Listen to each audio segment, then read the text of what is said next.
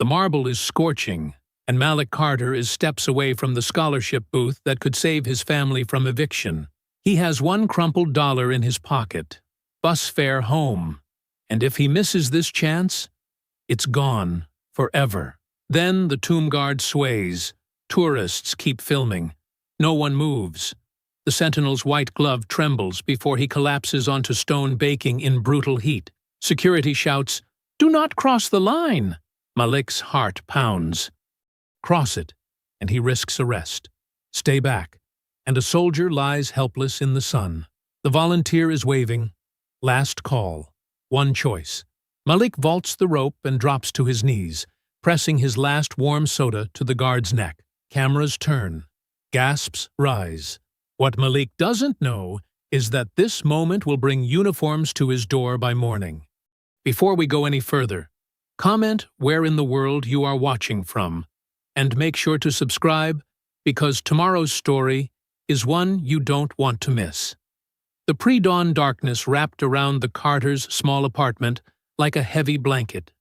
Malik moved quietly through the dim living room, careful not to wake his mother sleeping on their worn couch. The springs creaked softly as he sat to lace up his scuffed sneakers, the soles nearly worn through from miles of walking. Renee Carter stirred slightly, her work uniform still on from her late-night cleaning shift. Dark circles shadowed her eyes, but even in sleep, her face held a gentle strength. Malik pulled their thin blanket up to cover her shoulders, his heart aching at how exhausted she looked. The kitchen clock read 5:15 a.m. Malik moved like a shadow, gathering the grocery bags he'd prepared the night before. The plastic handles were doubled up to prevent breaking. He'd learned that lesson the hard way last month when Mrs. Knox's eggs had splattered all over the stairwell. He paused at their small kitchen counter, running his fingers over the corner where paint was peeling. The drawer below held secrets his mother thought he didn't know about. Past due notices and an eviction warning that made his stomach twist whenever he thought about it. But right now, he had neighbors counting on him. The borrowed bike waited outside, propped against the building's brick wall. Its rusty chain rattled as Malik secured the grocery bags to the handlebars. The cracked pedal caught the dim security light. He'd have to be careful with that one. Up 4 flights of stairs to Ms. Darlene Knox's apartment. His knuckles barely touched her door before it opened. "That you, baby?" Ms. Knox's weathered face broke into a warm smile. "Lord, you're here early." "Morning, Ms. Knox." Malik carefully transferred the bags to her small kitchen table. "Got your eggs on top this time?" "You're an angel, just like your daddy was." She pressed a wrinkled $5 bill into his hand. "For your trouble." "No, ma'am." Malik gently pushed it back. "Mom says neighbors help neighbors." Back in the hallway, he could hear Jalen Reed already waiting by the stairwell, math book in hand. The 11-year-old's face lit up when he saw Malik. "You came!" Jalen clutched his textbook like a lifeline. "Said I would, didn't I?" Malik settled onto the worn carpet, patting the space next to him. "Show me what's giving you trouble." For the next hour, they worked through fraction problems by the weak hallway light. Malik remembered how his father used to explain math using car parts. It had made everything click for him back then. "See? You divide both top and bottom numbers just like splitting an engine block," Malik demonstrated, watching understanding dawn in Jalen's eyes. "You're way better at explaining than Ms. Wilson," Jalen said, scribbling down another answer. Malik didn't mention that Jalen's grandmother had tried to pay him last week. He'd seen her counting pennies for bread. He couldn't take money from people who had even less than his family did. Back in their apartment, Malik's stomach growled as he quietly gathered his things. A single banana sat in their fruit bowl. He knew his mother had left it for him. The thought made his throat tight. He reached into his pocket, fingers brushing the familiar raised letters of his father's dog tags. The metal was warm against his skin, like it held some echo of his dad's strength. Standing tall, he thought, just like Pop always said. The Arlington National Cemetery flyer was creased from being read so many times. Free admission today, with special STEM program demonstrations. His heart lifted at the thought. Engineering had been his dream ever since he'd started fixing neighbors' appliances with his dad's old tools. The kitchen sink dripped steadily. Their super never fixed it properly. Malik filled up Mrs. Peterson's water jug from next door. Her tap had been running brown lately, and she was too proud to complain to management. He heard his mother stirring and quickly set out her favorite mug for coffee. The cabinet's meager contents couldn't hide the truth. She'd been skipping meals again so he could eat. The thought sat like a stone in his stomach. "Baby, you're up early." Renee's voice was thick with exhaustion as she emerged from the living room. Her work shirt was wrinkled from sleeping in it. "Just helping Ms. Knox with her groceries," Malik said, pushing the banana toward her. "You should eat something, Mom." "That's for you." She kissed his forehead, her smile tired but genuine. "You've got a long walk ahead." The bus fare in his pocket felt heavy. $3.50, that could help with bills instead. The weather report had warned about dangerous heat today, but he'd walked further in worse conditions. "I thought I'd save the fare," he said carefully, watching his mother's face. "It's not so far." "Malik," she started to protest, then stopped, understanding in her eyes. "Just promise you'll drink plenty of water." The morning sun was already fierce as Malik stepped outside, the air thick and heavy with coming heat. He adjusted his backpack, making sure the water bottle was full. His father's dog tags pressed against his chest, a quiet reminder of purpose. The Arlington flyer crinkled in his pocket as he started walking. Free admission meant a chance, a small one, but still a chance at something better. Engineering demonstrations, scholarship information, maybe even a way to help his mom stop working so hard. The heat pressed down, but Malik stood tall, his father's words echoing in his mind. One foot in front of the other, just like every other day. He had promises to keep and dreams to chase, even if the path there meant walking miles in the scorching sun. The late morning sun beat down mercilessly as Malik made his way through the streets of D.C. Heat shimmered off the pavement like waves, distorting the buildings ahead. His T-shirt already clung to his back, and he'd only covered half the distance to Arlington. Every few blocks, he stopped in patches of shade, taking careful sips from his water bottle. His father's voice echoed in his memory. "Smart soldiers ration their supplies, son." The thought made him smile, despite the sweat trickling down his face. Up ahead, a group of people clustered around a stalled car, their voices carrying on the thick air. An elderly man sat behind the wheel, looking frustrated as two others tried unsuccessfully to push the vehicle toward the curb. Malik hesitated for just a moment before jogging over. "Need help?" he called out, already moving to the back bumper. A woman in business attire gave him a grateful look. "That would be wonderful." On three? Together, they threw their weight against the car. Malik's sneakers scraped against the asphalt as they inched the vehicle forward. The muscles in his arms burned, but he kept pushing until they finally reached the curb. "Thank you, young man," the elderly driver said, wiping his brow.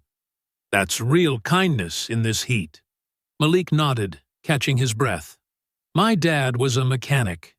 "Might be your starter. It makes that same clicking sound when it's going bad." He continued his journey, his shirt now completely soaked. The library's familiar brick building up ahead beckoned like an oasis. Inside, the blast of air conditioning hit him like a wave of relief. Finding a quiet corner, Malik sank into a chair, letting his body temperature normalize. His fingers traced the dog tags through his shirt, a habit that always steadied him. The engineering camp costs $12,000 for 6 weeks. A man's voice carried from nearby shelves, but it's worth every penny. Timothy's project won first place. Malik's hands tightened on his backpack straps. He'd seen those camps advertised, prestigious programs where kids built robots and learned computer design. The kind of opportunity that might as well be on the moon for someone like him. He pulled out his father's old notebook, filled with mechanical drawings and repair notes. The margins were crowded with Malik's own sketches, improvements for Mrs. Peterson's ancient window unit, ideas for fixing the building's temperamental elevator, dreams scratched out in pencil, because that's all he could afford. Checking his watch, Malik gathered his things. The crumpled dollar in his pocket, his emergency bus fare home, felt like it was burning a hole.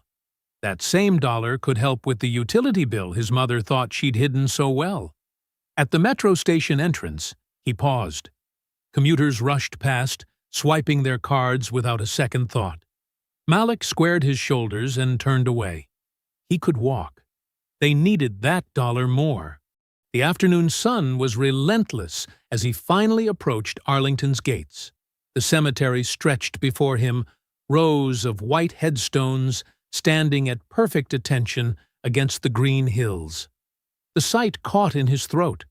All these soldiers, like his father, who'd given everything. Marines in dress uniforms stood at strategic points, watching the crowds with alert eyes. Near the entrance, a medical station had been set up, with bottles of water and packets of electrolytes laid out. A medic was already treating someone for heat exhaustion. Malik pulled out his phone, its case held together with duct tape. His fingers hovered over the keys before typing, "I'm safe. I'm learning." The response came quickly. "Come home before dark." He could almost hear his mother's worried tone. Following the stream of visitors, Malik made his way toward the tomb of the unknown soldier. Each step felt heavy with meaning. This was sacred ground. He remembered his father explaining that during their only visit years ago. The crowd near the tomb was respectfully quiet, despite the oppressive heat. Malik found a spot where he could see clearly, his eyes drawn to the precision of the guard's movements. Every step, every turn, executed with perfect discipline. The rifle movements were like a dance, but one that spoke of deep honor rather than celebration.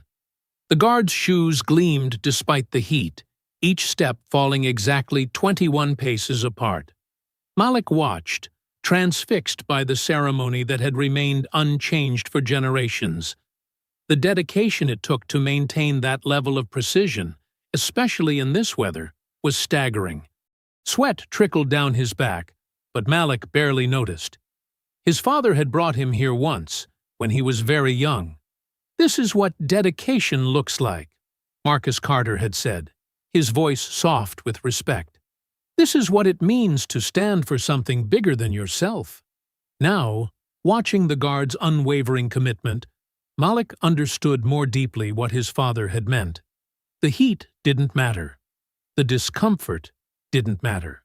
What mattered was the promise to keep going, to honor what was important, no matter what it cost. The crowd shifted slightly as more people arrived, but Malik held his ground. His feet ached from the long walk, his shirt was damp with sweat, but none of that seemed important now. Here, watching this ceremony, he felt connected to something larger than his daily struggles, connected to his father's memory, to a tradition of service that stretched back generations. The guard moved with mechanical precision, weapon at shoulder arms, each movement crisp despite the heat waves visibly rising from the stone plaza.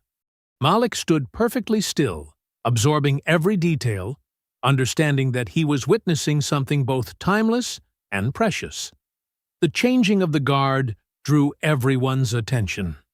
Staff Sergeant Evan Price emerged from the guard quarters, his uniform perfect despite the brutal afternoon heat. His shoes gleamed like mirrors, every brass button caught the sunlight, and his white gloves seemed to glow against the dark rifle.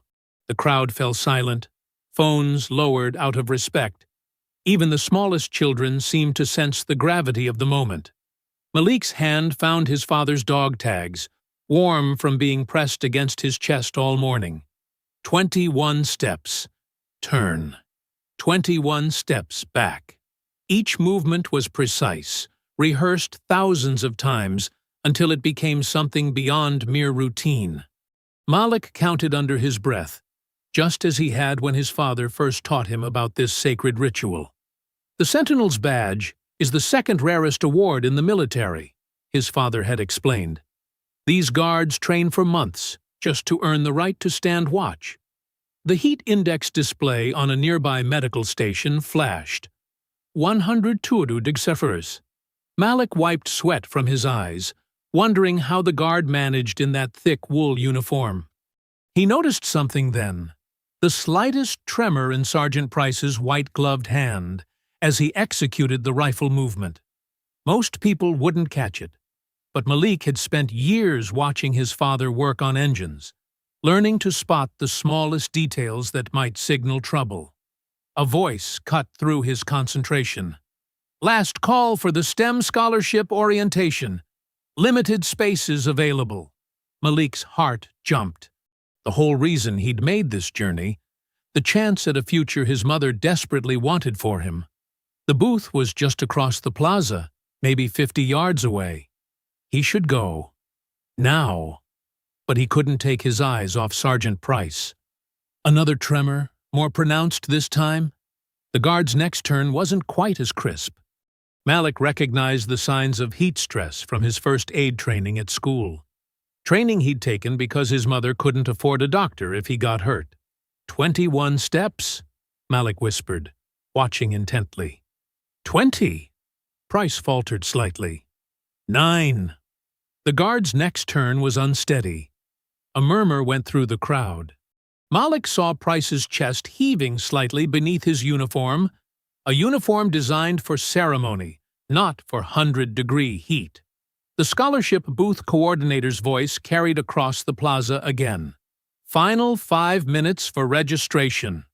Malik's feet shifted, torn between two duties. His mother's voice echoed in his head. Education is your way forward, baby.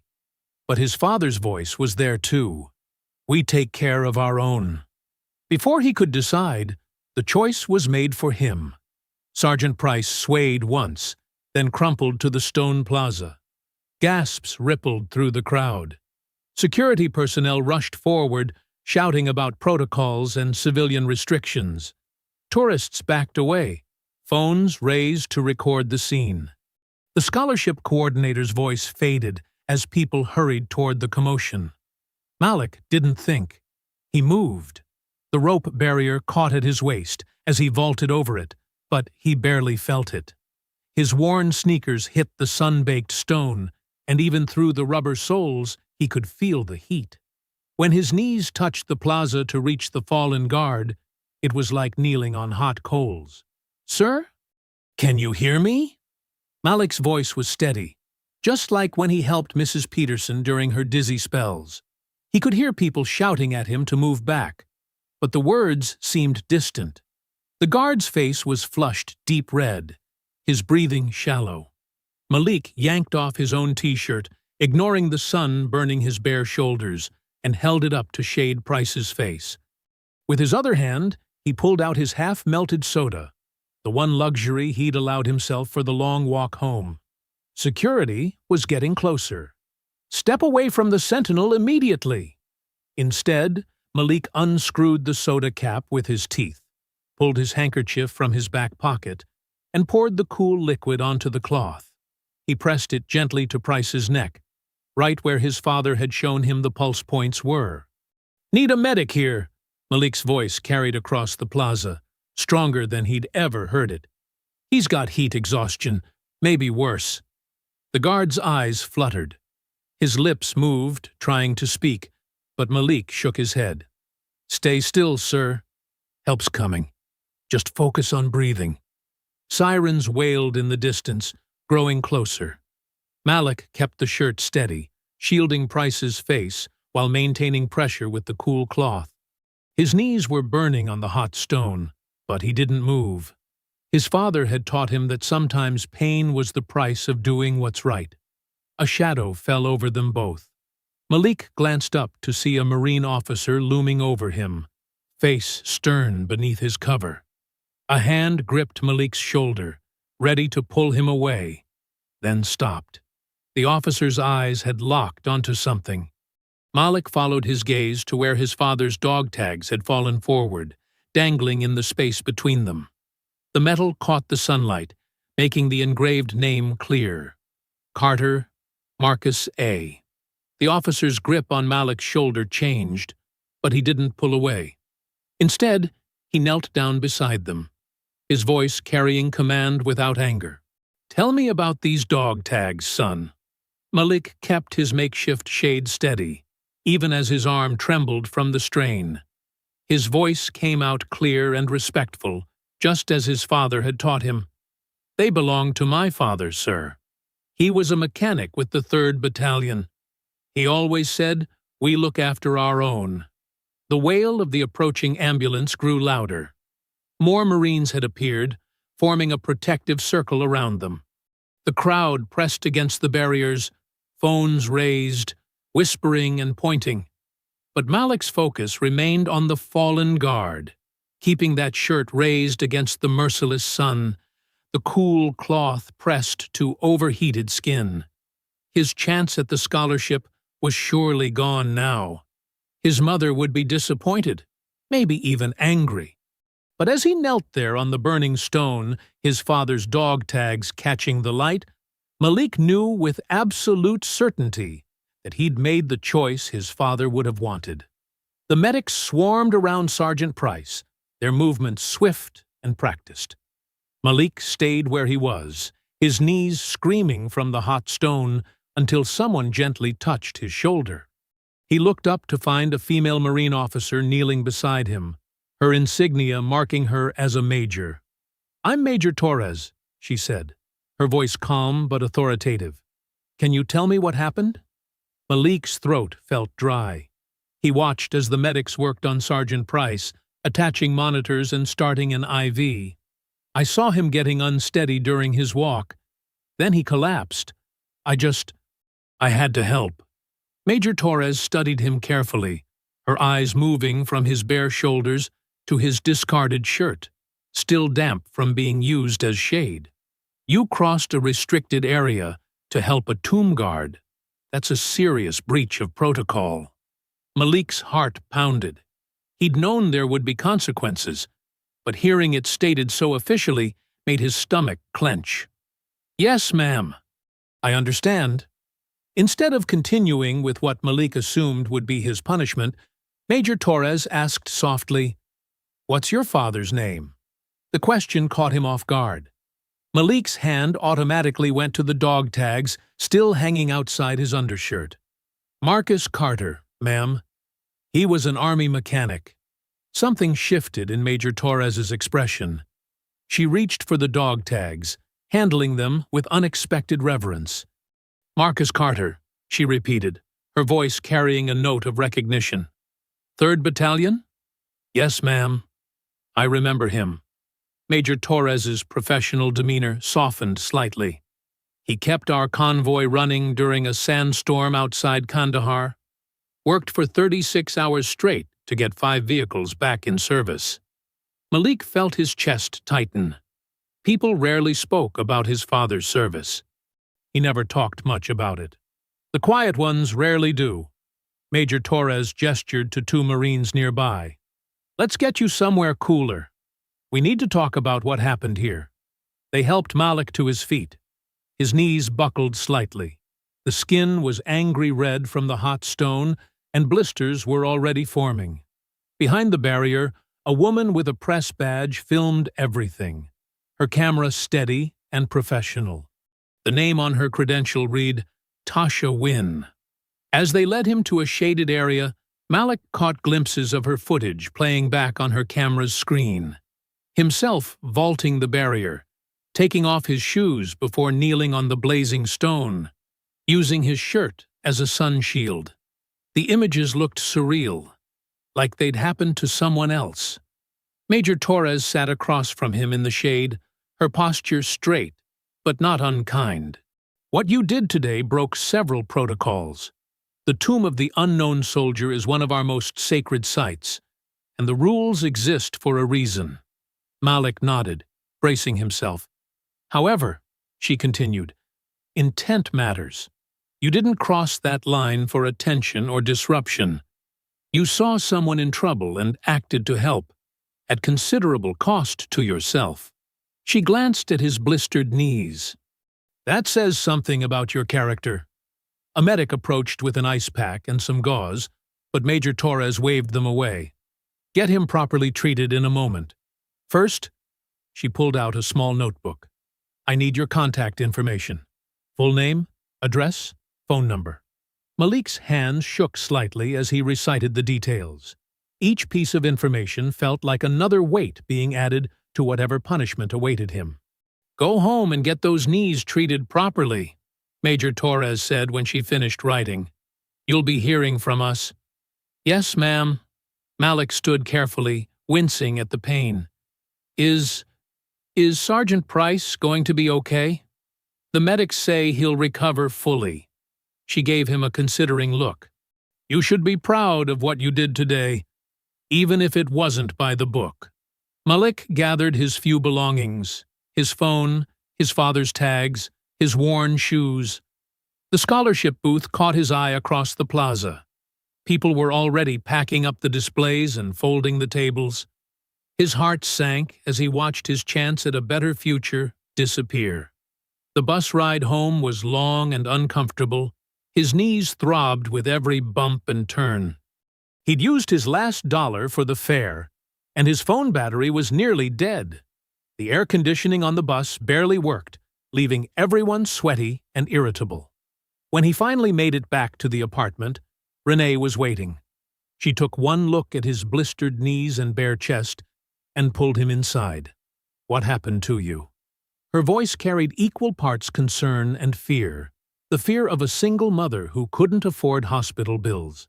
I had to help someone, Malik said quietly as she led him to their worn couch. At Arlington. Renee disappeared into their tiny bathroom and returned with their dwindling first aid supplies. Tell me everything, she said, carefully cleaning his raw knees with their last antiseptic wipes. Malik had just started explaining when his phone buzzed, then buzzed again, and again. Notifications began pouring in. Messages, tags, shares. His screen lit up with activity faster than he could process. Renee's hands stilled on his knee. Malik, what's happening? Before he could answer, another wave of notifications flooded his phone, and the screen went black as the battery finally died. Malik sat beside his mother on their worn couch, the springs creaking beneath them.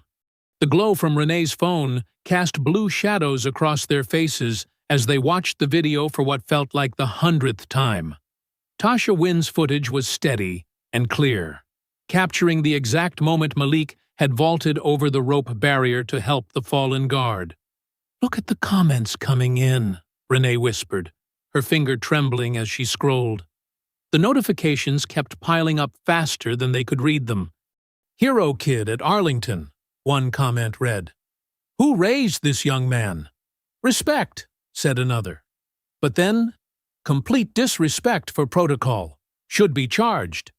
He could have made things worse. Guards train for emergencies. Malik's stomach twisted. He hadn't thought about protocol or consequences in that moment. He'd just seen someone who needed help. Now, watching himself on the tiny screen, doubt crept in. What if he'd actually endangered the guard further? What if his interference had made everything worse? Baby, what if they come for you? Renee's voice was tight with worry. She'd already lost her husband to service-related illness. The thought of losing her son to legal trouble made her hands shake. Maybe we should call someone? A lawyer? We can't afford a lawyer, Mom? Malik's voice was quiet, but steady. He touched the dog tags still hanging around his neck. Besides, Major Torres didn't arrest me there. She knew Dad's name. Their ancient box fan rattled in the window, pushing around hot air that offered little relief. The temperature in their apartment had to be over 90 degrees, even this late at night. Sweat beaded on their foreheads as they continued watching reactions pour in. Local news stations were picking up the story.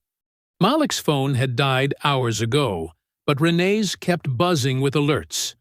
Someone had tracked down his social media profiles. Friend requests and messages flooded in from strangers. "Look at this one." Renee pointed to a longer comment. "My brother serves at Arlington. Protocol exists for a reason. This kid's 15 minutes of fame could cost a guard his career." That one hit Malik hard. He hadn't considered that the guard, Sergeant Price, might face consequences for needing help. The thought made his already sore knees ache worse. The box fan gave one final wheeze around midnight and died completely, leaving them in stifling silence. Neither could sleep. They sat in the dark, watching the video spread further and further online, the comments becoming more heated on both sides. "Your father would be proud," Renee said softly, sometime around 3 in the morning. "He always said doing the right thing isn't about following rules. It's about following your heart." Malik nodded, though his heart felt heavy. He'd missed his chance at the scholarship booth because he'd stopped to help. Now he might be in serious trouble, too. But even knowing all that, he couldn't imagine walking past someone who needed help, no matter what uniform they wore. The first hint of dawn was creeping through their blinds when they heard it, a low rumble that seemed to shake the whole building. At first, Malik thought it was construction equipment. Their neighborhood was slowly being developed, which usually meant longtime residents would soon be priced out. But this rumble was different. It was steady, coordinated, and it was accompanied by something else, the rhythmic sound of many feet moving in perfect unison. Malik went to the window and carefully parted the blinds. His breath caught in his throat. The entire courtyard of their apartment complex was filled with Marines, 100 of them, standing in perfect formation, their uniforms crisp despite the early morning heat. Neighbors were emerging onto their balconies and stairwells, phones raised to capture the extraordinary sight. "Mom!" Malik's voice cracked. "Mom, you need to see this." Renee joined him at the window. Her hand found his shoulder and gripped tight. "Oh, Lord," she whispered. Through the gathering crowd, Major Sofia Torres strode forward. Beside her was a man Malik didn't recognize, his insignia marking him as a captain. They moved with purpose toward Malik's building. "They're coming to arrest me," Malik said, his voice small. "No."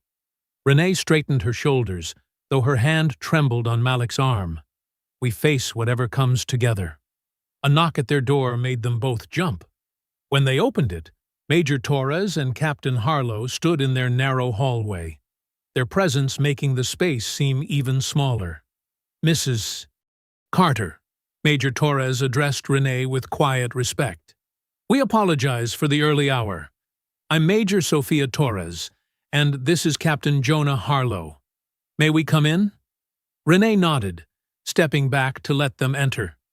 Their small apartment seemed to shrink further with the two officers inside.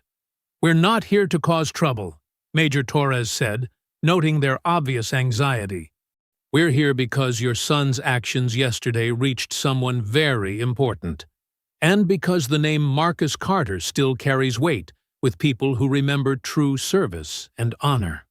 Through their window, Malik could see Marines unloading something massive from a flatbed truck. Whatever it was completely covered by a heavy tarp, secured tightly against the morning breeze.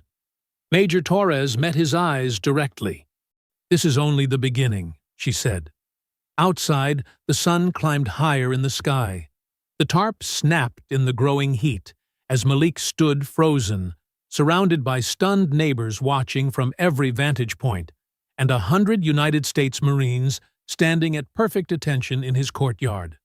The morning sun beat down on the gathered crowd as Major Torres raised her hand. At her signal, 4 Marines moved in perfect coordination to the covered cargo. Their hands found the edges of the heavy tarp, waiting for the final command. "Mrs. Carter, Malik," Major Torres said, turning to face them. "Yesterday's act of courage revealed something rare, the kind of character that can't be taught. Today, we're here to honor that character with more than just words." She nodded to the Marines. In one fluid motion, they pulled the tarp away. Renee's hand flew to her mouth. Malik stood absolutely still, trying to process what he was seeing. It was a pristine white work van, but that simple description didn't do it justice. The side panel bore fresh lettering in bold blue, "Carter Mobile Lab." The back doors stood open, revealing a compact but beautifully organized mobile workshop. Tools hung in perfect order along the walls, wrenches, drivers, diagnostic equipment, all neatly arranged.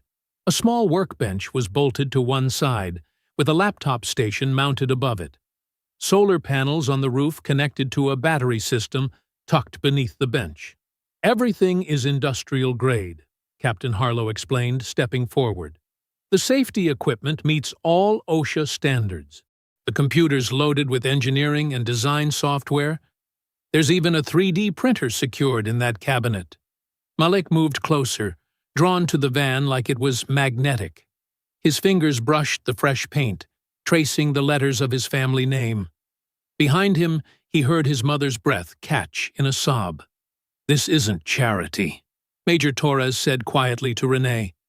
"This is investment in purpose. Your son showed us who he is. Now we're showing him what he can become." Captain Harlow produced a leather folder. "There's more," he said, opening it to reveal official documents. "A full scholarship to the Arlington STEM Academy's engineering program, plus 6 months of housing assistance through the Veterans Educational Support Foundation." Renee's hands shook as she took the papers. "This is too much," she whispered. "We can't possibly." "You can," a new voice said. "And you must." A distinguished-looking man in a suit approached from the crowd. His bearing marked him as military, though he wore civilian clothes. "Gideon Price," he introduced himself, extending his hand first to Renee, then to Malik. "I'm the director of the Veterans Educational Support Foundation, and the father of Staff Sergeant Evan Price. The tomb guard your son helped yesterday." Malik's heart jumped. Is your son okay?" Gideon's expression softened. "Thanks to you? Yes." The heat index was over 100 degrees. Without immediate intervention, heat stroke could have caused permanent damage. Your quick action made the difference. "I broke protocol," Malik said quietly. "I saw the comments online." "Protocol exists to protect our traditions," Gideon agreed. "But the highest tradition of military service is protecting life. You honored that tradition perfectly." He paused, then added, "There's something else you should know. Your father, Marcus Carter, he applied to our foundation's technical education program before he passed." Renee's eyes widened. "What?" "The application was never completed," Gideon explained. "It remained in our system as a pending file.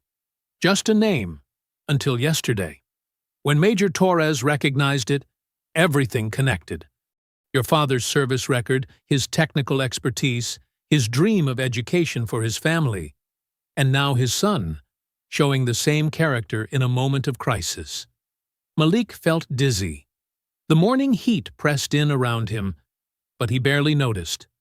His eyes kept moving between the van, the scholarship papers, and his mother's tear-streaked face. "The Foundation Board met by video conference last night," Gideon continued. "This isn't just about one scholarship or one van. We're establishing a permanent program, technical education and mobile workshops for underserved communities. You'll be our pilot student." Malik's throat felt tight. It was too much to take in. The van alone would have been beyond his wildest dreams. But this, a full scholarship, housing security for his mom, a whole program growing from his single moment of action, it felt dangerous to even hope it was real. "Can I He gestured toward the van's interior. "It's yours." Major Torres smiled. "Go ahead." Malik stepped up into the mobile workshop. The rubber floor mat was thick and new. Everything smelled of fresh paint and clean metal. His fingers trailed over the tools, each one chosen with purpose, arranged for efficiency. The laptop hummed quietly, its screen displaying a professional CAD program he'd only read about online. A plain manila folder sat on the workbench, marked "Pending Review" in red letters. Malik's hand hesitated over it, suddenly uncertain. After years of watching his mother's hopes crushed by official paperwork, even simple folders had the power to inspire fear. The morning sun streamed through the van's windows, highlighting the perfect organization of his new workspace. Outside, he could hear his neighbors talking in excited whispers, could feel the steady presence of the Marines still standing at attention. His mother's voice carried clearly as she asked Captain Harlow questions about the scholarship details, her tone shifting from disbelief to cautious hope. Malik's fingers brushed the folder's edge, but he didn't open it yet. For just this moment, he wanted to stand in this space that belonged to him, that carried his family's name, that represented everything his father had dreamed of passing on. The afternoon light filtered through the kitchen window, casting long shadows across the stack of papers spread on their worn table. Malik and Renee sat side by side, working through form after form while curious faces peeked in from the hallway. The excitement of the morning's Marine formation had drawn half the building to their door. Ms. Whitaker, a trim woman in a pressed navy suit, tapped her pen against each signature line. "Initial here, date here," she instructed, her voice precise and professional. "The Foundation maintains strict verification protocols. We'll need your school records, government ID, and consent for a routine background check." Malik glanced at his mother, who was studying each page with intense focus. Years of dealing with government paperwork had taught them both to read everything carefully. "It's standard procedure," Ms. Whitaker assured them, adjusting her wire-rimmed glasses. "The Foundation's reputation depends on proper documentation." "We understand," Renee said quietly, signing another form with careful strokes. "We want to do everything right." A soft knock at the door made them look up. Ms. Darlene Knox stood in the doorway, her weathered face bright with excitement. "Sorry to interrupt, but everyone's talking about the commotion this morning. Those Marines standing so straight and proper in our courtyard." Malik smiled, remembering how he'd delivered groceries to her just yesterday morning. It felt like a lifetime ago. "Come in, Ms. Darlene. We've got some cold water bottles from the Foundation. Would you like one?" "Bless you, child." Ms. Darlene eased herself into an empty chair, while Malik retrieved a bottle from the small cooler the Marines had left. "Always thinking of others, just like your daddy was." Behind her appeared Jalen Reed, the boy Malik tutored in math, hovering uncertainly in the doorway. Malik grabbed another water bottle.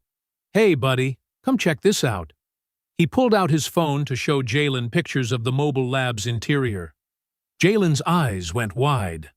"That's yours? For real?" "For real," Malik confirmed. "And once I get everything set up, maybe you can help me organize some of the tools. Put those math skills to work with measurements and inventory." Ms. Whitaker cleared her throat gently. "Speaking of getting set up, I have one more piece of news. Dr. Lila Grant has volunteered to be your technical mentor. She's a retired engineer with extensive experience in prototype development." As if on cue, Malik's phone buzzed with an unknown number. "Mrs." Whitaker nodded. "That's probably her now." Malik stepped into the hallway to take the call. "Hello? Malik Carter?" The voice was warm and direct. "This is Dr. Grant. I saw the footage of what you did at Arlington yesterday, and I've reviewed your school records. I'd like to meet tomorrow morning to start working with the mobile lab equipment. Are you available at 8? Malik's heart jumped. "Yes, ma'am. Definitely." Excellent. Bring a notebook and that sharp mind of yours. We'll start with safety protocols and basic diagnostics. Don't worry about tools. You've got everything you need in that van. After ending the call, Malik returned to find Ms. Whitaker packing up her files. Everything appears to be in order, she said. We'll begin processing the verification steps immediately. In the meantime, here are your temporary ID cards and the van's registration papers. When Ms. Whitaker left, followed by Ms. Darlene and Jalen, Malik and Renee sat in silence for a moment. The reality of the day's events seemed to fill their small kitchen. "I'm going to clean up the van," Malik said finally. "Maybe organize the tools before tomorrow." Renee nodded, but her eyes drifted to the kitchen drawer where she kept the eviction notices. "Baby, this is wonderful, miraculous even. But we still need to be careful. The housing authority, they don't always process things quickly, even with foundation support." "I know, Mom." Malik squeezed her shoulder. "We'll figure it out, one step at a time." He spent the next few hours in the van, wiping down surfaces and familiarizing himself with each piece of equipment. The organization system was military precise, with each tool having its designated place. As he worked, his mind wandered to possible projects, devices that could monitor heat stress, cooling systems for protective gear, safety improvements for people who had to work in dangerous temperatures. The summer evening stretched on, the heat finally breaking as the sun set. Malik's neighbors stopped by periodically, offering congratulations and small gifts: a new notebook from Mr. Johnson, who taught at the community center, a pack of pens from Mrs. Rivera, whose car he'd helped jumpstart last month. When the sky turned purple with dusk, Malik reluctantly locked up the van and headed inside. The apartment was cooler now, and Renee had made sandwiches for dinner. They ate together, sharing small smiles between bites, both still processing the day's transformation. Later, lying in bed, Malik held his father's dog tags, running his thumb over the embossed letters. The metal was warm from his grip, and he imagined he could feel his dad's presence stronger than ever. The tags had witnessed his lowest moments: the funeral, the first eviction notice, countless nights of worry, and now they were here for this turning point. Reaching for his phone, Malik set the alarm for 6 a.m. It would be his first real school day in what felt like forever. Fear and hope twisted in his stomach, but he focused on the solid weight of the dog tags in his palm. Whatever came next, he would face it with the same quiet strength that had guided him so far. The morning air was already thick with heat as Malik approached the van parked near the community center.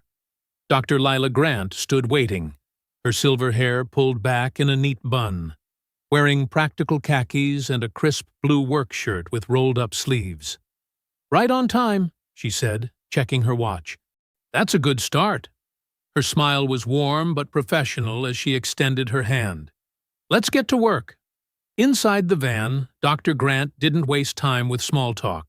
She pulled out a fresh notebook and handed it to Malik. "First rule of engineering: document everything. Ideas, failures, successes, they all teach us something." Malik opened the notebook, its blank pages full of possibility. "Doctor." Grant watched him carefully unpack his borrowed pencils. "I saw what you did at Arlington," she said matter-of-factly. "Quick thinking, using that soda to cool him down. Tell me, what would you build to prevent that from happening again?" Malik blinked, surprised by the direct question. "Well," he started slowly, "maybe something that could monitor body temperature and hydration levels, small enough to fit under their uniform." "Good instinct." Dr. Grant pulled out some circuit diagrams. "Let's explore that. But first, safety protocols. You can't build anything if you electrocute yourself." For the next 2 hours, they worked through basic electrical safety, tool handling, and proper documentation procedures. Dr. Grant didn't simplify her explanations or talk down to him. Instead, she challenged him, asked questions, and nodded approvingly at his answers. "You have your father's mechanical intuition," she observed, as Malik sketched a rough circuit design. "But you also have something else, an eye for human needs. That's rare in engineers." Before Malik could respond, movement outside the van caught their attention. A small crowd had gathered, including a news van. Tasha Wynn, the journalist who'd filmed his actions at Arlington, stood talking with Major Torres. Dr. Grant squeezed his shoulder. "They're going to want to talk to you. Remember, you're not just a story. You're a builder now." Tasha approached the van, her camera operator hanging back respectfully. "Malik, could we get a few minutes?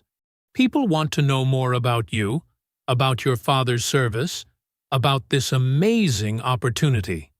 Malik glanced at Dr. Grant, who nodded encouragingly. Okay," he agreed, "if it helps the foundation. And your mother," Tasha added kindly. "The more support we can gather, the better." The interview wasn't as scary as Malik expected. Tasha asked thoughtful questions about his interest in engineering and his father's influence. She filmed him working with Dr. Grant, focusing on their project ideas rather than just the viral moment at Arlington. After the interview, Major Torres approached with a garment bag and a shoebox. "The foundation provides appropriate attire for official events," she explained. "Let's make sure these fit." In the community center's bathroom, Malik tried on the new shoes first, proper leather dress shoes that didn't pinch or gap.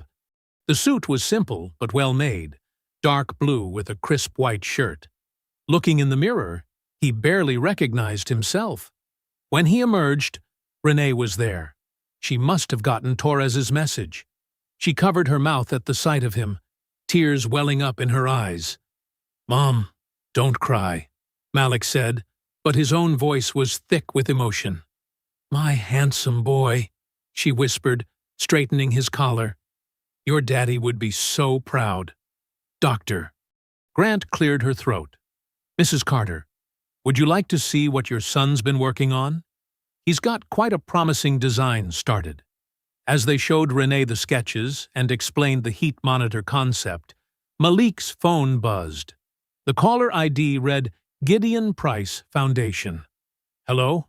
Malik answered, stepping aside. "Malik, this is Gideon Price." The voice was warm but formal. "I'm calling about a ceremony we're planning at Arlington. We'd like to honor both you and your father's memory properly. Would you be willing to say a few words?" Malik's heart raced. "Yes, sir. I'd be honored." "Excellent. We'll send the details shortly.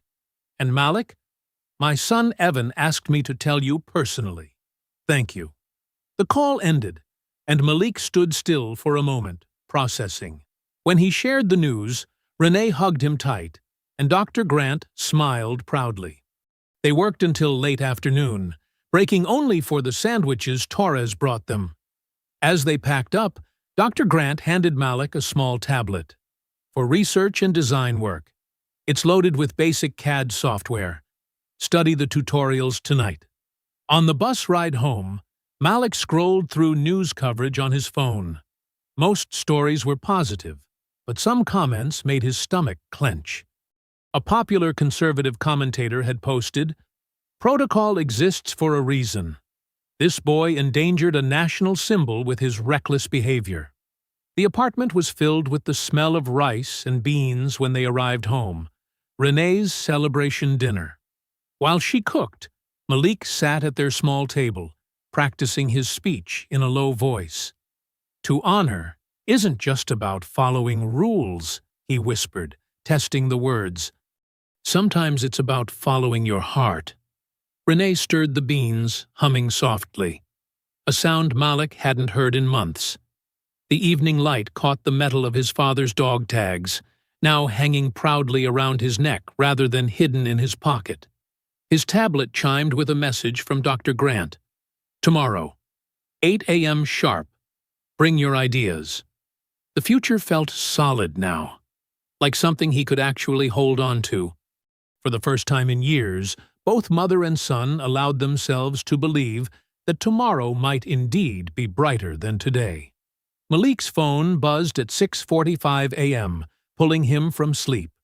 A voicemail notification blinked on the screen. Ms. Whitaker, from the Foundation. His stomach tightened as he pressed play. "This is urgent, Malik. Call me immediately when you receive this message." Her usually measured voice held an edge of tension. Malik glanced at his mom's closed bedroom door. Renee had worked a late shift at the diner. He didn't want to wake her. Stepping into their tiny kitchen, he dialed Ms. Whitaker's number with trembling fingers. She answered on the first ring. "Malik, thank you for calling back so quickly." A pause. "I'm afraid I have some difficult news." The words came like hammer blows. Scholarship frozen. Protocol review. Public complaints. Internal inquiry. But I start classes next week," Malik managed, his voice barely a whisper. "I understand this is upsetting," Ms. Whitaker said, her tone professional but not unkind. "The Foundation must follow proper procedures when concerns are raised. Several prominent individuals have questioned the appropriateness of rewarding actions that violated sacred protocol." Malik sank into a kitchen chair. "How long will the review take?" "Typically 4 to 6 weeks. However, given the high-profile nature of this case," she trailed off, "we'll expedite where possible." After hanging up, Malik stared at the kitchen wall, at the calendar where he'd circled next Monday, his supposed first day of real engineering classes. The morning sun filtered through their thin curtains, already promising another scorcher. His phone buzzed again. This time, it was Major Torres. Van registration hitting unexpected snags. Mobile lab events temporarily on hold. Before he could process this new blow, Renee's door opened. She emerged in her diner uniform, dark circles under her eyes, clutching an official-looking envelope. "This came yesterday," she said quietly, sliding the housing authority notice across the table. "The rent assistance. It doesn't automatically stop the eviction process. There was a form we never got. Something about verification of income changes." Malik read the notice twice, his vision blurring. Court date set for next week.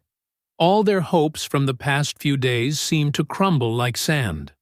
"I'm sorry, Mom," he whispered. "Maybe if I hadn't jumped that rope." "Don't you dare," Renee cut him off, fierce despite her exhaustion. "You did what was right. The system, it's just doing what it always does to people like us." Malik nodded, but shame crept in anyway, cold and heavy in his chest. He'd let himself believe in miracles, in doors swinging wide open. Now, reality was pushing back, hard. After Renee left for work, Malik climbed the stairs to Ms. Darlene's apartment.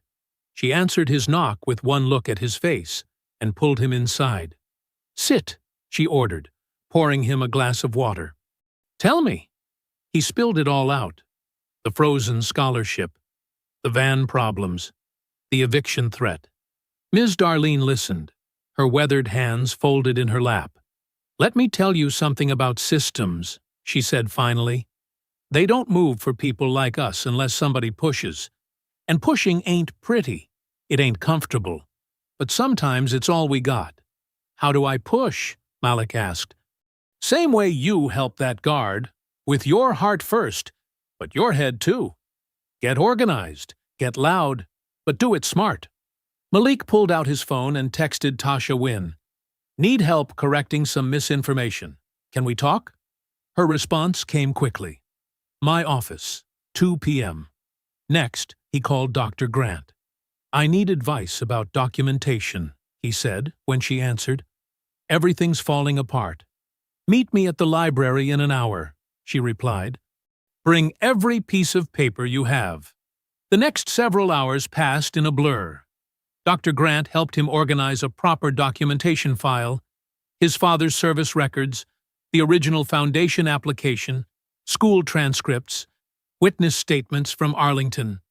Tasha Wynn recorded a detailed interview focusing on the medical facts of heat exhaustion and the precedent for civilian intervention in emergencies.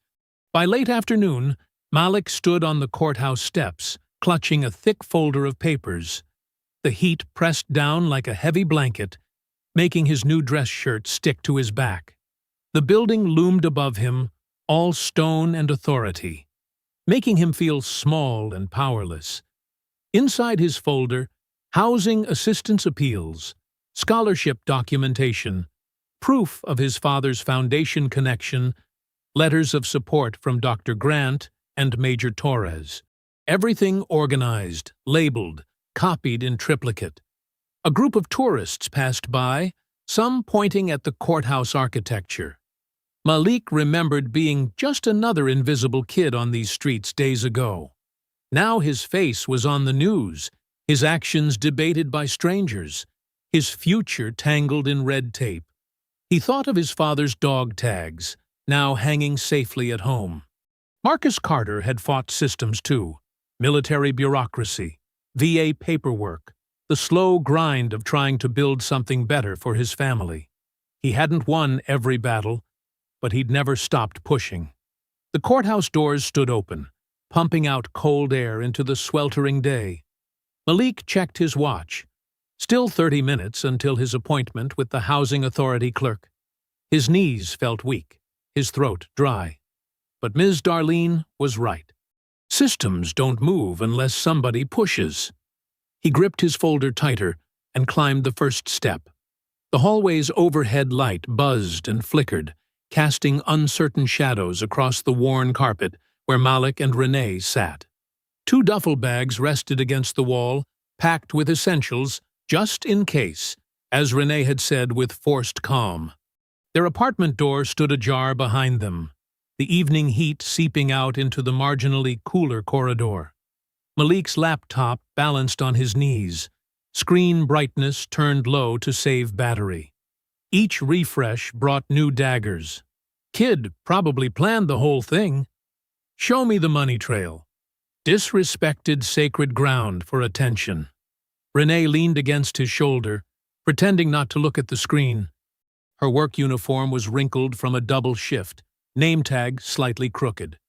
She'd rushed home when Malik texted about the ceremony postponement. "They're saying it was staged, Mom," Malik whispered, scrolling through another vicious comment thread. "Like I knew that guard would collapse. Like I planned everything."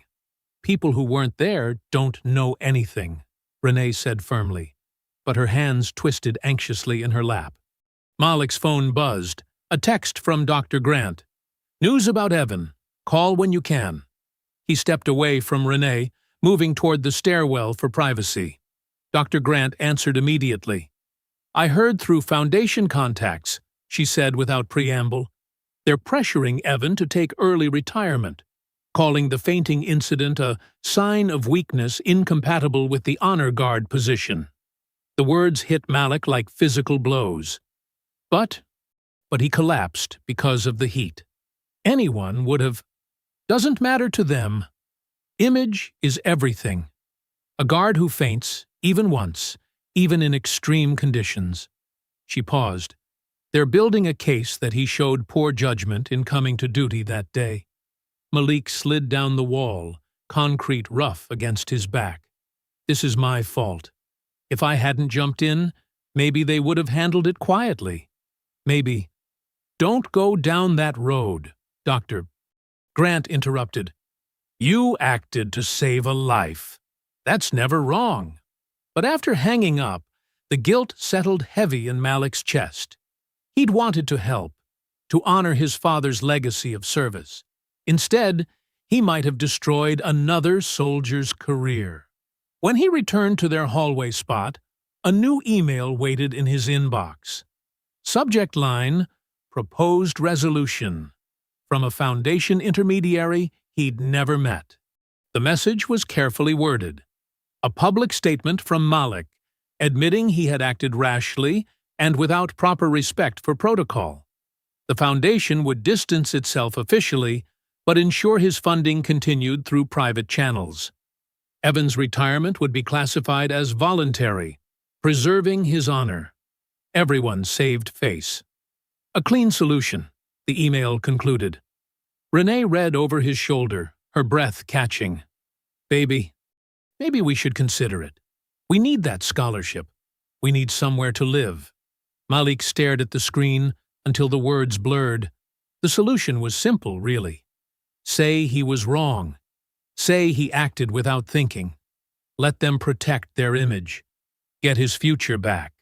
But he remembered the burning stone under his knees, the weight of Evan's head as he'd cushioned it from the sun, the absolute certainty in that moment that protocol meant nothing compared to a human life. I can't lie, Mom, he whispered. Malik. Her voice cracked. Sometimes survival means Dad never lied. Malik touched the dog tags through his shirt, even when it cost him. Remember when his supervisor wanted him to sign off on those rushed vehicle repairs? He refused because it might get soldiers killed.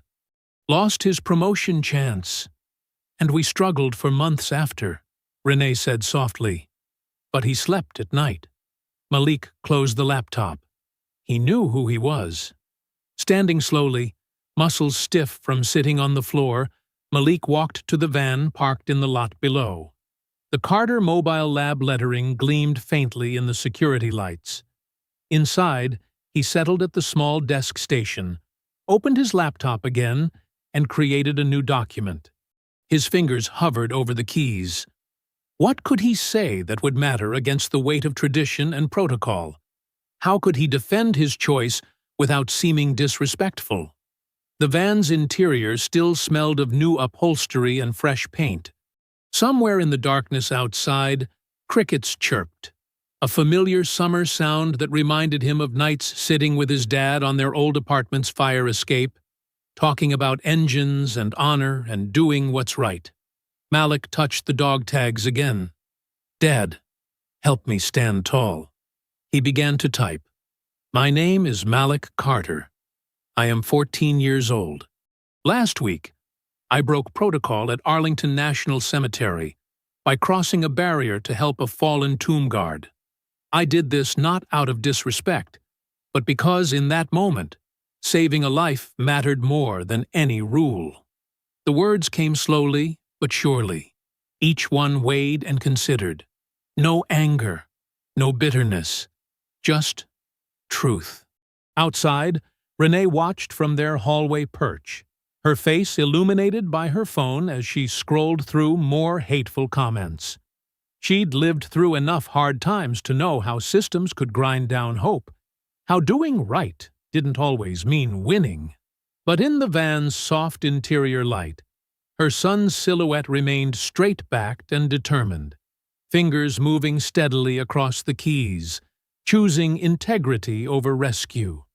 The community center's fluorescent lights hummed overhead in the hastily arranged press room. Metal folding chairs creaked as reporters settled in, their cameras forming a wall of watchful lenses. The space normally hosted bingo nights and youth programs. Now it held Malik's future in its institutional beige walls. Malik stood behind a simple podium, his freshly pressed shirt feeling stiff against his neck. The dog tags beneath created a slight bump, a reminder of strength he desperately needed. His hands trembled as he arranged his handwritten notes, the paper carrying slight wrinkles from where he'd gripped it too tightly during the ride over. Renee stood just behind his right shoulder, her work uniform exchanged for her one good dress. She'd called in sick to be here, risking a warning from her supervisor. Her presence felt like a shield against the camera flashes and murmuring voices. In the front row, Dr. Grant sat ramrod straight, her silver hair pulled back severely, eyes sharp behind her glasses. Next to her, Ms. Darlene Knox had insisted on coming despite her bad knees, armed with a paper fan and fierce determination. They looked like sentries guarding Malik's right to speak. The room fell quiet as Malik cleared his throat. The microphone carried even that small sound, making him wince. But when he spoke, his voice came out clear and steady. My name is Malik Carter. A week ago, I crossed a security barrier at Arlington National Cemetery to help a fallen tomb guard. I've been asked to apologize for breaking protocol, but I can't, because I would cross that rope again. A reporter's pen scratched loudly. Someone coughed. Malik pushed forward. Not for attention. Not for rewards. But because in that moment, someone's life mattered more than my fear of consequences. I saw a person in trouble, and I acted. That's all. He gripped the podium edges, knuckles whitening slightly. I understand the sacred nature of Arlington. My father, Marcus Carter, served in the army. His dog tags are around my neck right now. He taught me about honor before he died. Real honor, not just rules. He said true respect means protecting people, not just traditions. Malik described those crucial moments in detail. The rising heat index, the subtle signs of distress he'd noticed, the way Evan had started to sway before collapsing.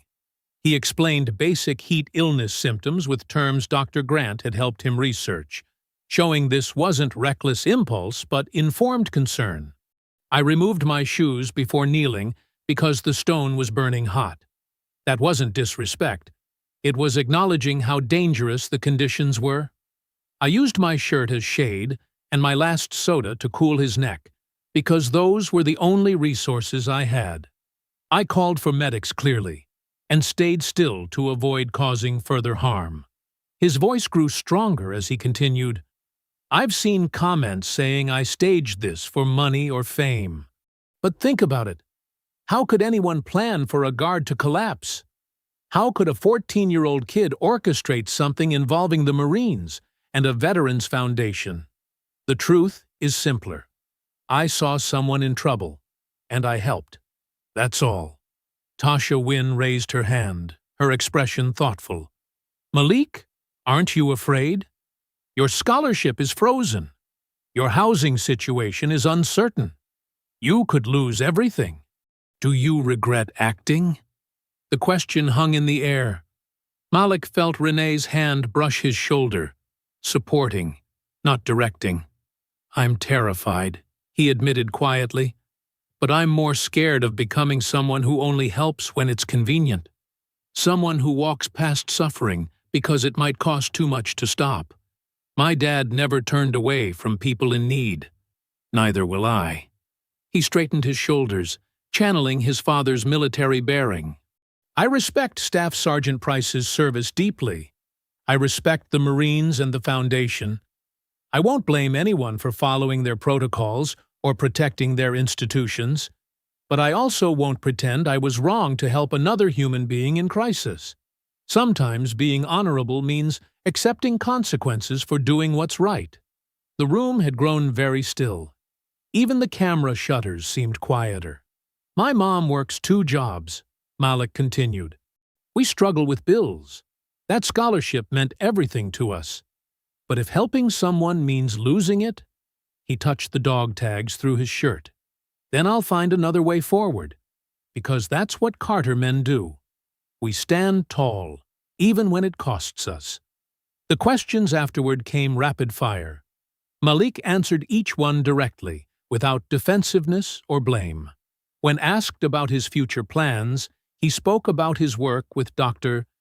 Grant on the heat monitor project, still believing in possibility even under pressure. The press conference ran longer than planned, sunlight shifting across the linoleum floor as morning became afternoon. Finally, the center's coordinator signaled time was up. Malik stepped away from the podium on shaky legs, emotionally drained but somehow lighter. Ms. Darlene reached him first, paper fan working overtime as she pulled him into a fierce hug. Dr. Grant squeezed his shoulder with engineer's precision, firm enough to support, gentle enough not to overwhelm. Renee simply held his hand as they walked toward the exit, her grip telling him everything words couldn't. The community center's double doors opened onto bright sunshine. Malik blinked, adjusting to the glare, and saw them. A line of Marines in uniform standing quietly near the parking lot. Not approaching, not threatening, just listening. Some wore memorial pins that matched his father's unit. Others held phones that had likely streamed his statement. All stood with parade ground stillness, faces unreadable but attentive. The text message lit up Malik's phone screen as he sat with Renee on a bench outside the community center. His heart jumped at the name. Evan Price. Meet me at Arlington's visitor area. Evan Price.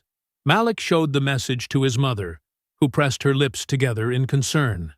The sun blazed overhead, promising another scorching afternoon. "We'll need to be careful," Renee said, already planning. "Take breaks. Stay hydrated." Her protective instincts were in full force after the morning's emotional press conference. They couldn't afford a taxi, so they made their way to the nearest bus stop, joining others seeking shelter in the thin slice of shade cast by the shelter. Malik carried a refilled water bottle, remembering hard lessons about heat from the day everything started. The bus ride was stop and start through D.C. traffic, the air conditioning struggling against the summer heat.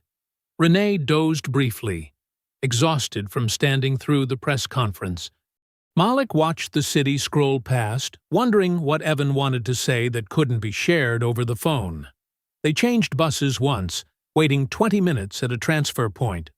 Malik shared their water with an elderly woman who looked overheated, earning a grateful smile that reminded him of Ms. Darlene. His mom squeezed his hand, proud of his continuing kindness, even under stress. The final bus dropped them near Arlington's entrance. They walked slowly up the sloping path to the visitor center, taking breaks in shaded spots. Other tourists passed them, many carrying umbrellas against the sun. Security personnel nodded at them. Malik's face was recognizable now. Near the visitor center's cool interior, Evan Price stood in his formal uniform, ramrod straight but with subtle signs of strain around his eyes. He looked different from the day he'd collapsed, more controlled, but also more burdened. "Thank you for coming," Evan said formally, then softened slightly. "Both of you. Mrs. Carter, I apologize for pulling your son into this situation." Renee shook her head. "You didn't pull him anywhere. Malik makes his own choices about helping people." They found a quiet corner with chairs. Evan's posture remained military precise, but his voice dropped low. "They're asking me to step down," he said, without preamble. "Not officially. That would raise questions. Just quietly transferred to a different post. They're calling it a health-based reassignment." Malik's stomach clenched. This was exactly what he'd feared. His help causing more harm than good. But Evan wasn't finished. "There's something you need to know. Something no one knows except my direct superior." He glanced around, then continued. "That morning, before my shift, I was at Walter Reed Medical Center. A fellow service member's daughter, she's 6, needed blood for her leukemia treatment. I'm a match."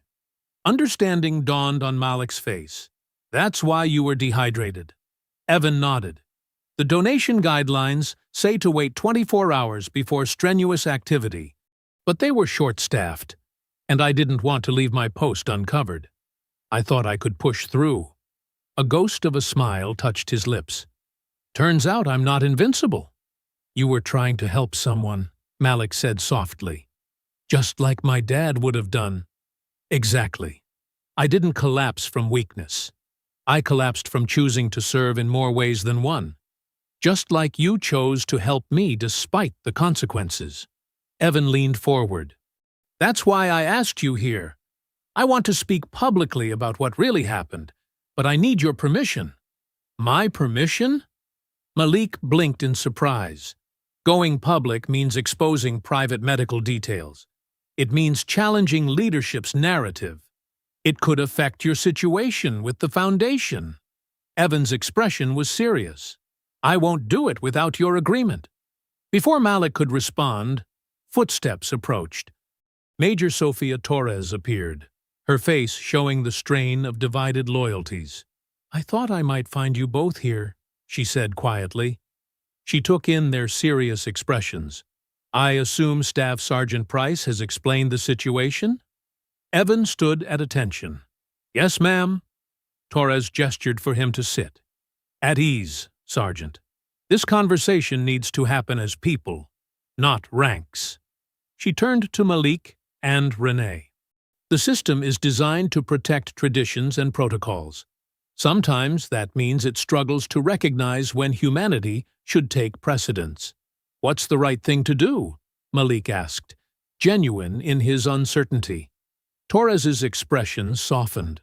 "Sometimes the right thing is letting the truth speak, even when it's uncomfortable.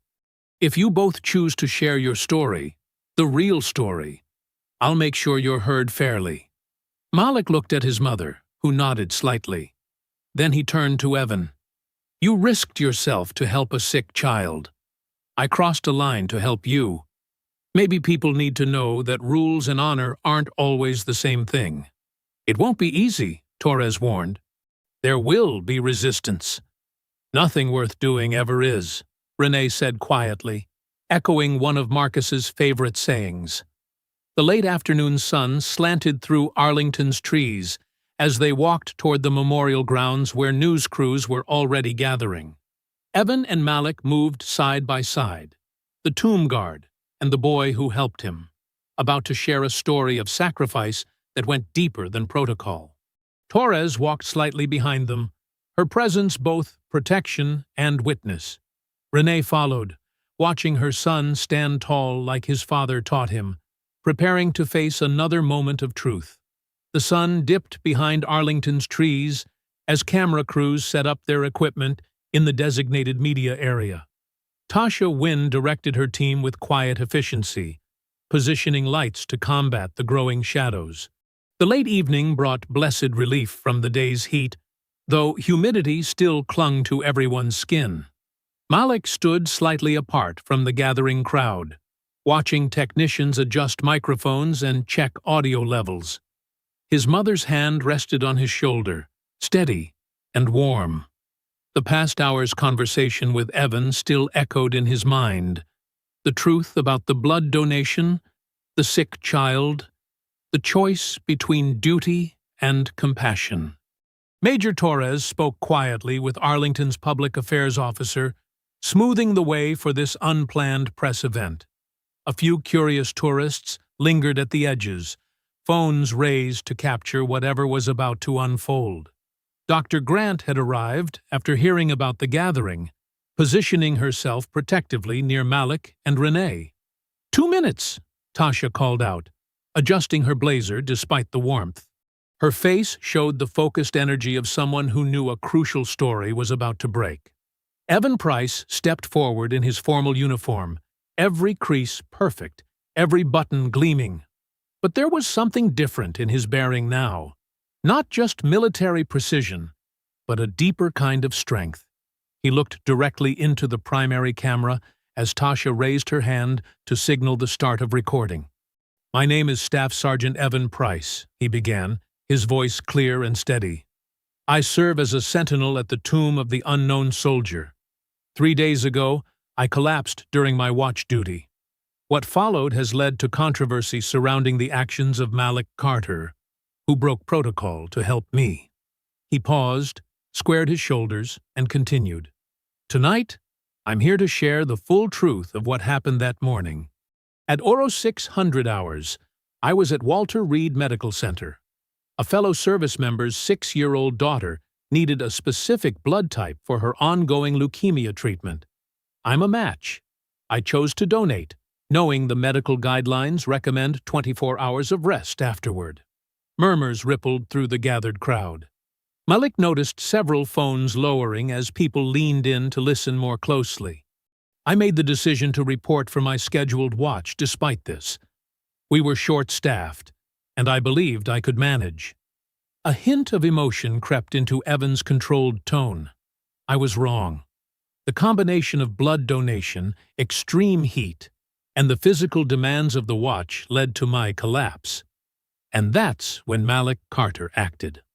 Evan turned slightly, acknowledging Malik's presence. This young man didn't just break protocol, he upheld the highest calling of service, protecting life at any cost. His hands kept my head from hitting stone. His quick thinking helped prevent heat stroke. While others debated procedure, Malik simply acted. The lights caught the shine of Evan's service medals as he drew himself up to his full height. Some have claimed his actions dishonored the tomb and its traditions. I stand here tonight to state unequivocally, Malik Carter didn't dishonor the tomb. He honored life. He demonstrated the very values we stand watch to protect: courage, sacrifice, and unwavering dedication to others. Tasha stepped forward with a microphone. Staff Sergeant Price, are you concerned about how this admission might affect your position? My concern, Evan replied firmly, is for truth and justice. A young man's future shouldn't be threatened because he chose to help someone in need. And a 6-year-old girl shouldn't lack for blood donors because we're afraid to admit that even soldiers need help sometimes. The statement hit home. Malik saw several veterans in the crowd nodding, their faces showing clear support. A Marine in dress blues near the back stood straighter, pride evident in his bearing. Before Tasha could ask another question, a new figure approached the microphones. Gideon Price, Evan's father and the foundation director, stepped into the light. His presence commanded immediate attention. The Price Veterans Foundation exists to honor service and sacrifice, he stated. Today, we're announcing that Malik Carter's scholarship will not only be fully restored, but permanently guaranteed. He paused, letting the words settle. Furthermore, we will be conducting a complete audit of our application processes to identify and remove barriers that keep deserving families from accessing our support. Ms. Whitaker appeared at the edge of the gathering, tablet in hand, catching Renee's eye. She moved quickly to Malik's mother, speaking in low tones. Malik watched his mother's face transform from worry to cautious joy. It's confirmed, Renee whispered to Malik. Everything's restored. The van registration is being expedited, and they're sending a legal team for the housing case. Malik felt something tight in his chest finally begin to loosen. But experience had taught him to be cautious. Good things could vanish as quickly as they appeared. He watched Tasha's crew moving among the crowd, gathering additional comments from veterans and officials. The night air grew cooler as the last interviews wrapped up. Malik's phone buzzed with messages from Ms. Darlene and Jalen, watching the live coverage from home. Major Torres approached to coordinate tomorrow's meetings, her clipboard filled with action items and signatures needed. The drive home was quiet, each of them processing the evening's events. When they reached their apartment building, they found a surprise waiting. Dozens of water bottles stacked neatly by their door, left by neighbors who had watched the broadcast. A note attached read simply, "Our community stands tall together." Malik helped his mother carry the water inside, feeling the weight of support in each bottle.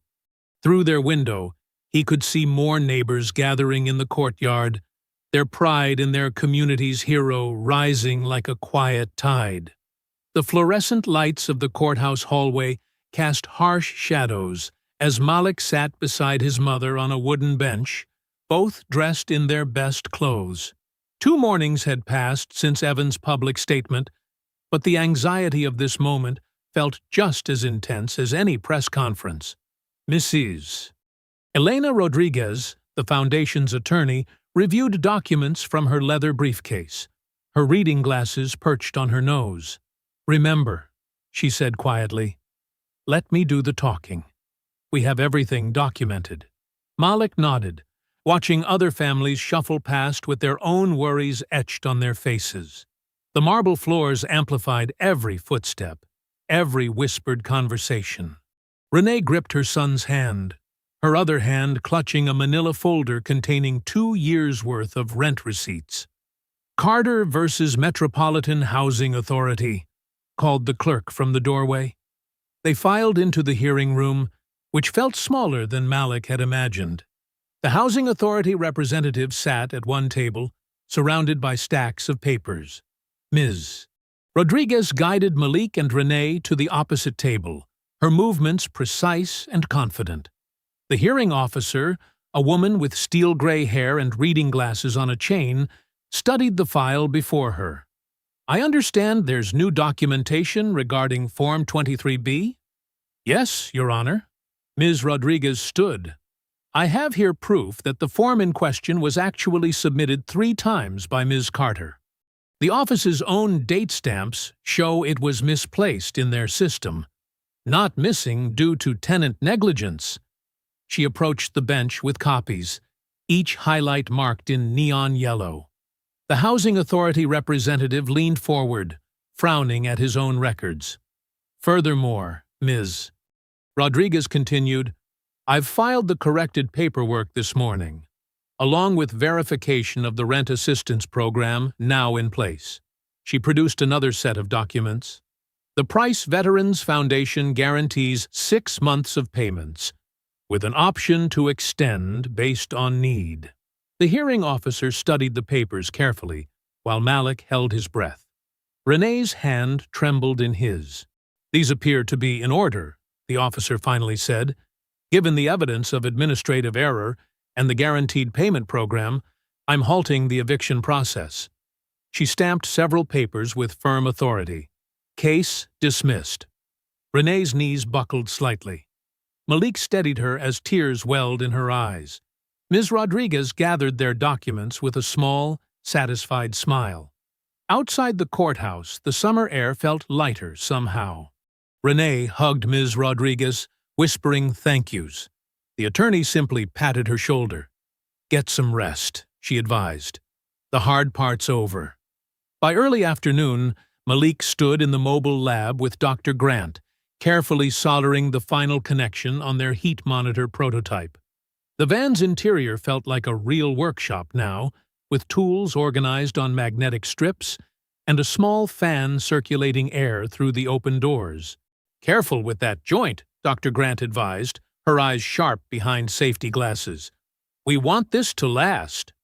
The device was elegantly simple, a compact unit that could monitor body temperature and hydration levels, with clear warning indicators.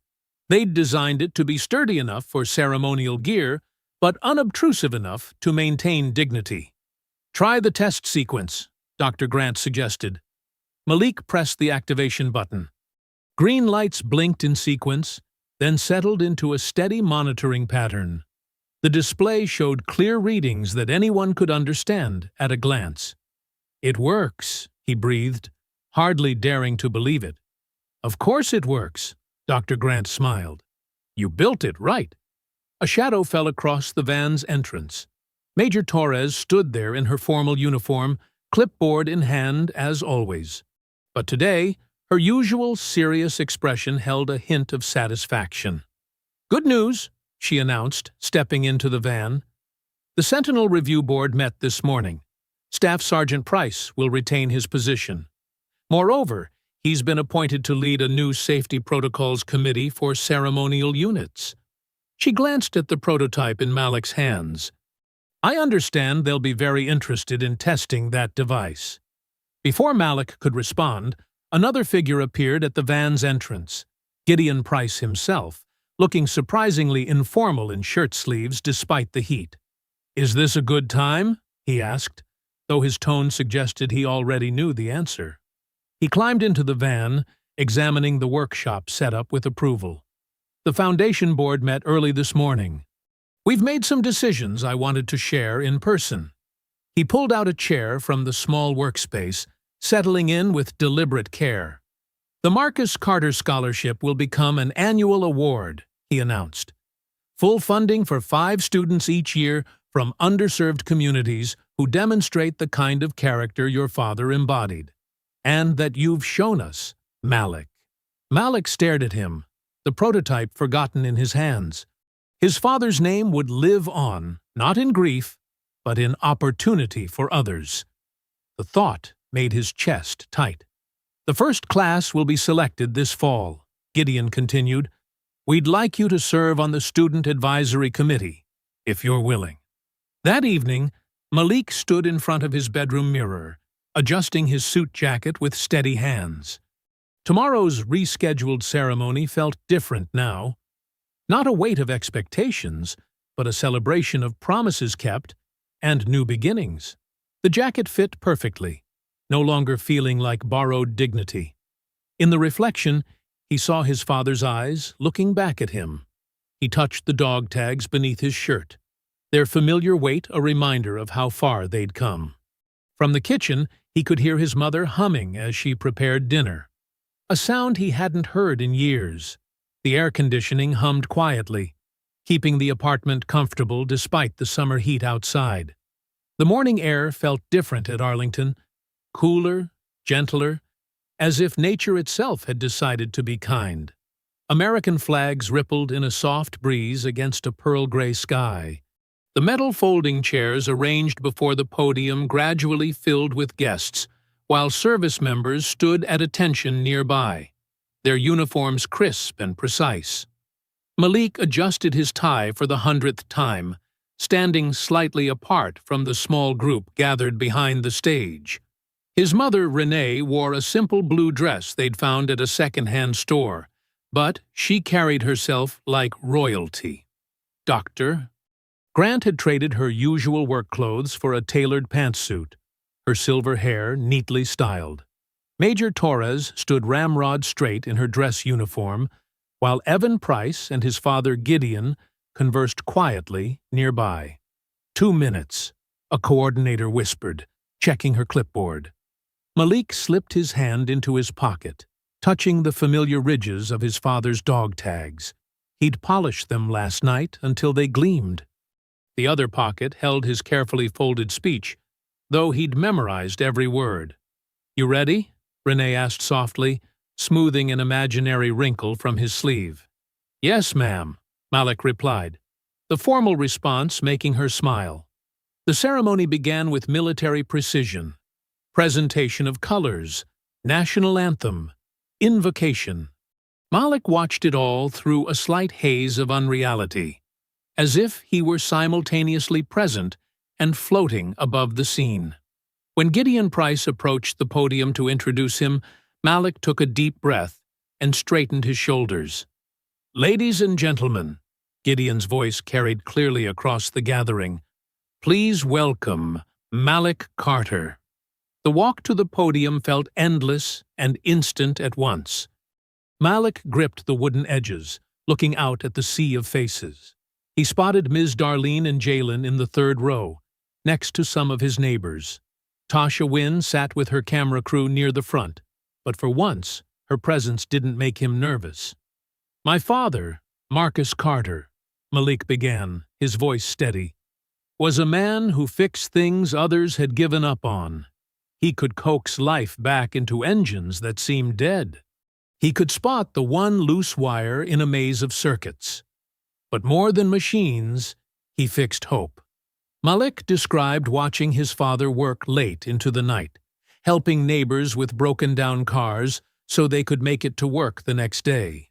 He spoke about Marcus teaching him to use tools properly, to respect both the danger and potential in every piece of equipment. "He never saw broken things as garbage," Malik continued. "He saw them as opportunities waiting for someone to care enough to try." His eyes found his mother's face. "And when he passed, my mom carried that weight. She worked 2 jobs, sometimes 3, but she never dropped the most important thing: love. She taught me that true strength isn't about never falling. It's about getting back up and helping others rise, too." Renee pressed her hand to her mouth, tears sliding down her cheeks. "Doctor." Grant squeezed her shoulder gently. "I've learned that rules matter," Malik acknowledged, glancing at the tomb of the unknown soldier in the distance. "They protect what's sacred, but I've also learned that humanity matters first. Sometimes the highest honor we can show is to risk ourselves for others, even when it's uncomfortable or scary or might cost us something precious." He spoke about the scholarship program, about the Mobile Lab's mission to bring STEM education to underserved neighborhoods. His voice grew stronger as he described his vision for teaching other kids to build and repair, to transform discarded things into tools of progress. "My father couldn't finish his application to this foundation," Malik said, "but his spirit finished the work through all of us standing here today, through every person who chose to see possibility instead of protocol, hope instead of barriers." The ceremony shifted to the official dedication of the Mobile Lab. Marines in dress blues unveiled the van's new exterior graphics, clean white paint with Carter Mobile STEM Lab in bold letters, the Foundation's logo beneath. Major Torres presented Malik with a commemorative Marine Corps coin, its weight solid and significant in his palm. After the formal closing, Malik approached Evan Price, who stood straight and strong despite the day's growing heat. From his pocket, Malik withdrew a small case containing the finished heat monitor prototype, its casing polished to a soft gleam. "The first one," Malik said simply, holding it out. "So what happened to you doesn't happen to anyone else." Evan accepted the device with careful hands, understanding its significance. "Thank you," he said quietly, "for everything."